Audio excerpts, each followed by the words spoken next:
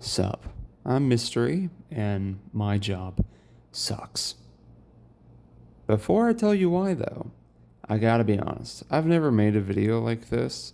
I would consider this to be like those old commentary videos you'd see for Counter-Strike slide maps or for old Call of Duties, but instead I'm gonna use Impulse because this is an Impulse channel still.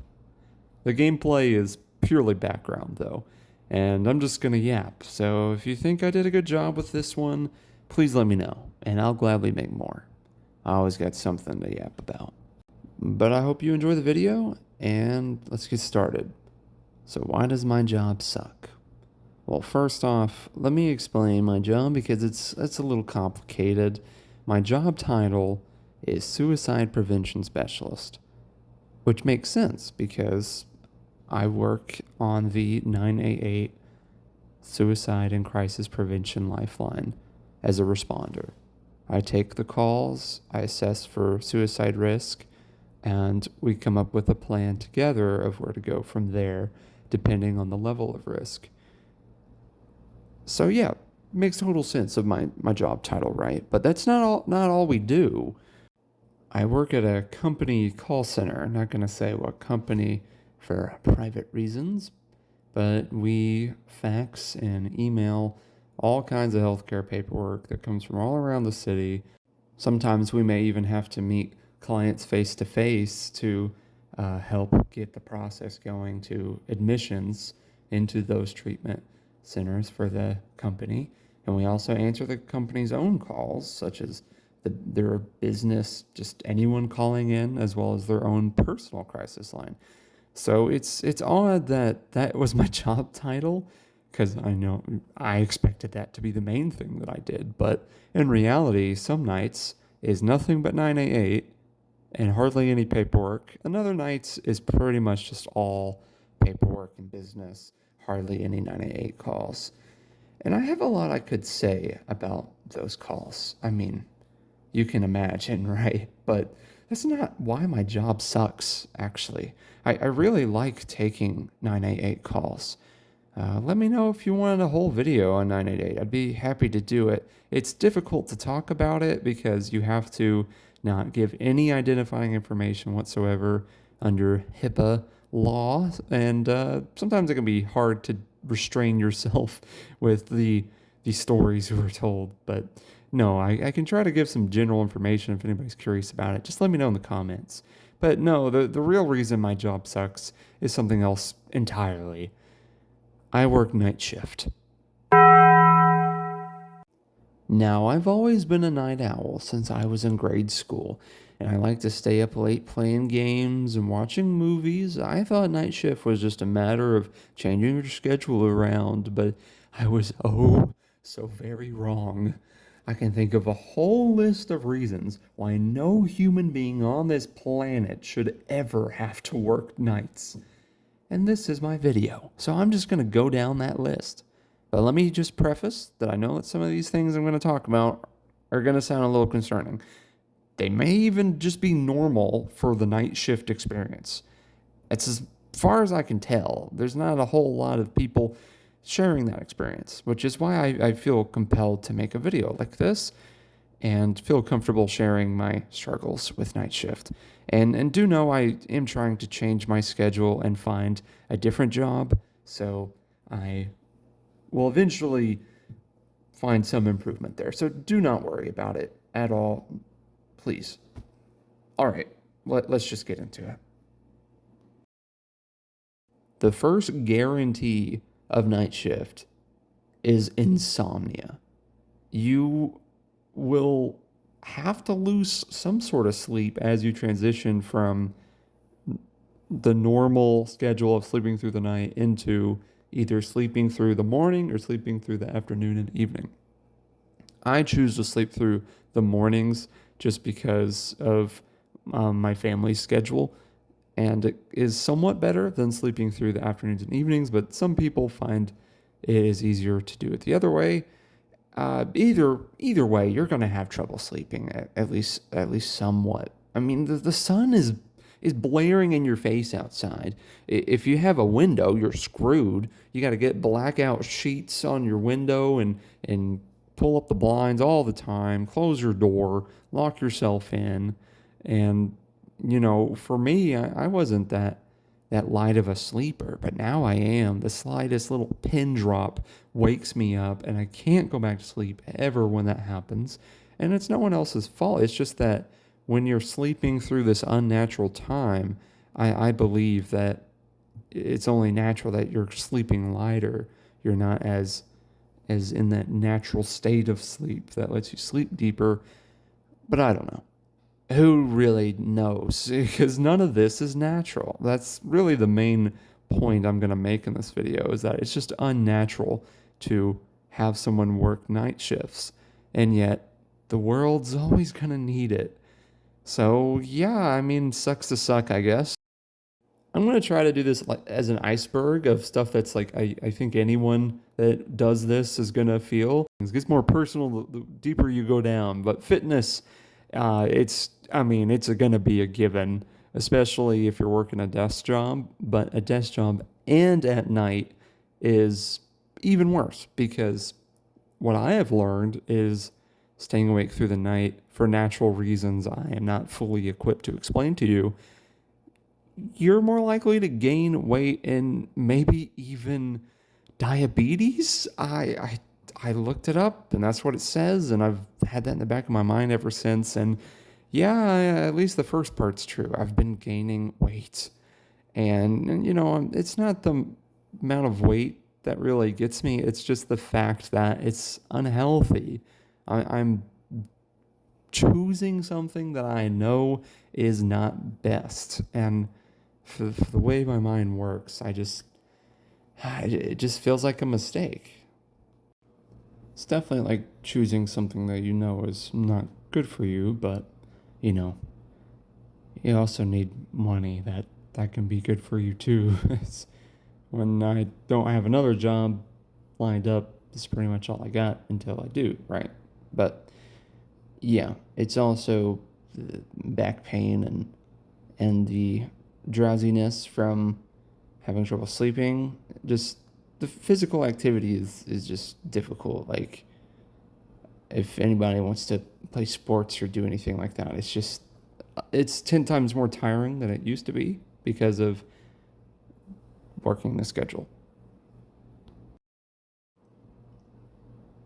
Another thing about being alone at night that sucks a lot is when you're awake, no one else really is. So if you need to call someone for like a question to your higher ups and stuff, they're not always going to be awake. I call, anytime that I've ever called, I usually have to call like 3 or 4 times. It's just, there's no guarantee that anyone else is available at any given point of the night.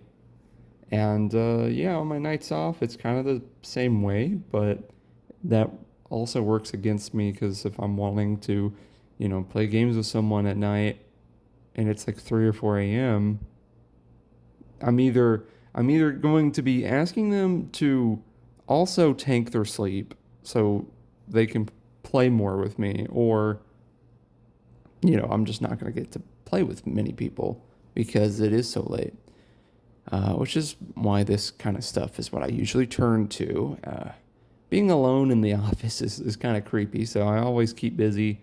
I bring like model kits to work. I bring my laptop, and I work on game dev, and I work on videos and editing, and I got YouTube on the second monitor, and yeah, I got a little too much going on, but that's what it takes, man, because otherwise you just be alone in here, and it'd be like The Shining. Jack is a dull boy and all that. I forgot the rest. Oh yeah, speaking of The Shining and going crazy. This is like a, not really a secret, but it's something that I don't know what the reaction is going to be to the video. So congrats on making it to this point. Gonna get all the juicy details. This is something that It probably is like the most unknown to me. I don't know if this happens to others. I've asked and they said maybe, like kind of, just in different ways. But I hear and see things that aren't there. But it's not when I'm at work, it's when I'm at home. The one that's probably most understandable is I hear the phone ringing when I'm at home. Like it has this very uh, characteristic chime. It has a little jingle that I mean it's not really a jingle. It's like an alarm. And I think I hear that just going about my day all the time because of that, how it like you get jumped into the action as soon as you hear that noise. Like, oh, I have to do this mental reset and take this call because, the calls I take, it's sometimes not so bad, not that much of a commitment, but, you have to be ready for when it is like that and when it is potentially someone's life is in your hands to say. Not entirely true, but it can happen. It is the possibility of that. And yeah, that alarm, I remember it very well, so much so that I hear it when it is not there. And the fluorescent lights of the building, I hear that as well. That might be something maybe office workers can testimony to as well, as the fluorescent lights buzzing. I can kind of hear the buzz and I like feel, how depending on the light fixtures of where you're at, you can kind of feel how those lights are, like the adjustment to them. I always like when a light turns on, I feel the fluorescent light. I don't the are they LED? No, they're not. I don't know anything about lights, but you know what I mean. The big paneled ones that buzz and they get the tubes and I always dreamed of like smashing one of those tubes and like the fluid. It just seems so satisfying. Off topic. I'm sorry. That's the craziness getting to me. The insanity of this past year. I've been working here half a year, by the way. I probably should have mentioned that earlier in the video, but oh well, we're already in too deep. And finally, the last part of this little tidbit is definitely the worst. I think I see bugs and they're not there sometimes. And it's so specific. And that's why I don't understand it. It's like I was never that scared of bugs. I think spiders are cool. Spiders are very helpful, but wasps are obviously very dangerous. You don't want to get stung.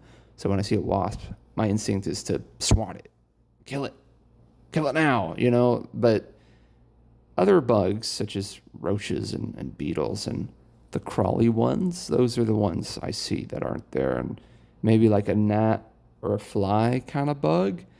And I did look this up, and I think it may be something like when you're sleep deprived, the light catchers, I think they're called, like and dust mites as well, because we often kind of phase out dust particles we see.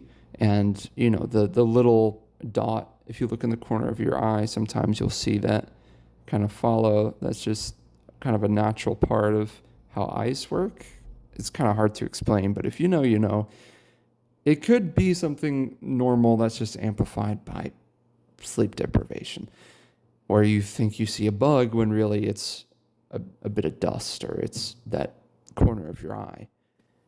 I don't know, but there have been times where I fully think a bug is there and it's not, and yeah, that's just straight up crazy to me. And another thing to add to the list of why I don't think anyone should work jobs like this. All right, last one. FOMO, fear of missing out. This is at the bottom because it's the one that affects me the most, because anyone and everyone is constantly telling me like, "Oh, man, you got to get off that schedule. We can hardly do anything together." And that is, I mean, that's just always going to hurt. Hearing from anyone that's going to hurt, like, I mean, obviously no one means to hurt you by saying that, but it just will. It just will. You want to be there for people and you just can't.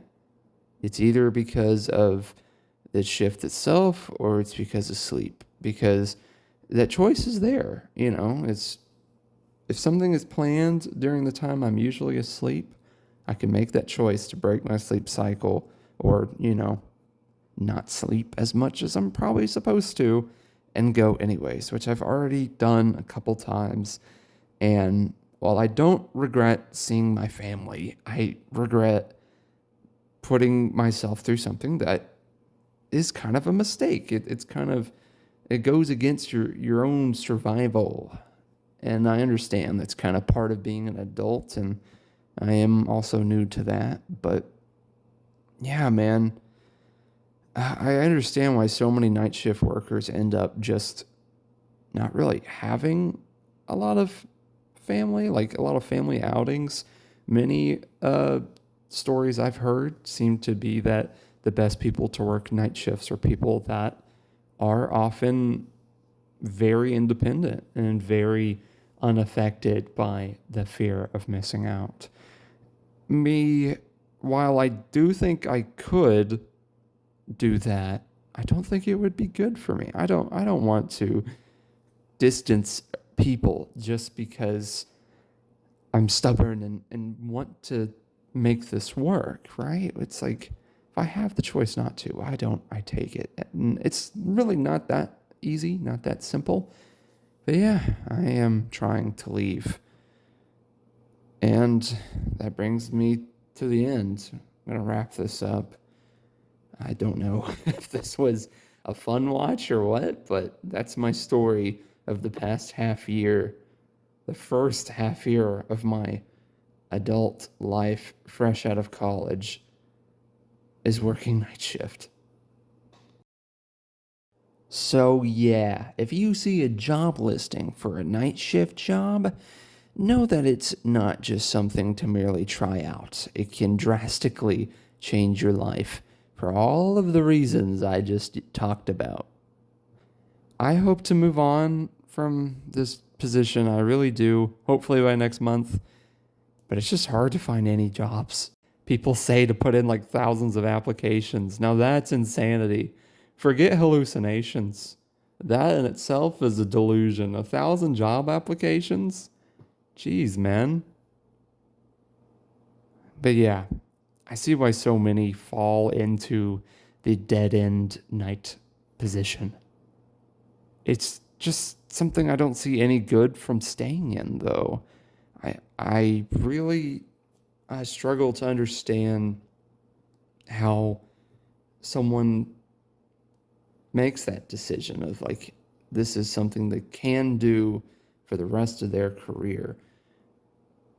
But what about you? If you got a night shift story to share in the comments that you think could add to this conversation, I'd love to see it. And I'd probably reply to it. I'd probably listen to it because at this point, there's not a lot out there to really listen to for opinions on this. And now I've said my 2 cents. And if you don't mind sharing yours, I'd really appreciate it. But with that, thanks for watching and making it to the end. I hope to see you next time. Bye bye.